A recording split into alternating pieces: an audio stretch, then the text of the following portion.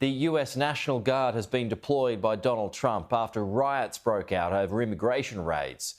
The president says if the LA governor can't do his job, the federal government will. The National Guard on the streets of LA. 2,000 soldiers deployed at the behest of the president. Donald Trump so determined to crack down on protests, he was thanking them online hours before they arrived. Great job by the National Guard in Los Angeles after 2 days of violence, clashes and unrest, he posted. Adding, these radical left protests by instigators and often paid troublemakers will not be tolerated.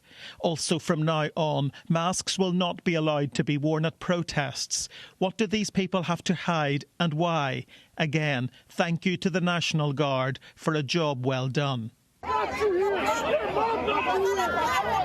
Tensions had been running high, law enforcement officers in riot gear attempting to hold the line.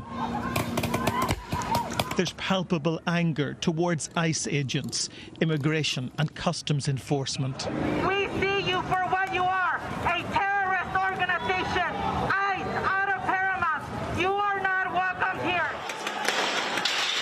The trouble flared when federal agents executed search warrants at 3 locations, culminating in clashes outside a detention centre. Protesters demanding those in custody be released.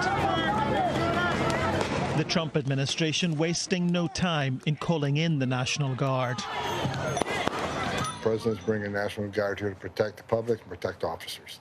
We'd have officers been attacked, we'd have officers injured, so he's sending here as a force multiplier for law enforcement here, but not just to protect the law enforcement, to protect the general public. If Democratic leaders want to turn their back on public safety, they can. President Trump's not going to. LA Mayor Karen Bass said mobilising the National Guard was completely unnecessary and would agitate the population. California's Governor Gavin Newsom accused the federal government of sowing chaos so they'd have an excuse to escalate. The county sheriff urged protesters to disperse. We have several, at least 100 deputies out here and asking for more assistance to make sure that we maintain the peace. We will protect your right to peacefully protest, but we cannot and will not tolerate violence or destruction of property. The president broke with protocol, seizing the opportunity to use federal force without consultation with the state governor. Active duty Marines stationed nearby were also placed on high alert for mobilisation. But with the Los Angeles Police Department reporting peaceful demonstrations, the governor branded that decision deranged. David Blevins, Sky News.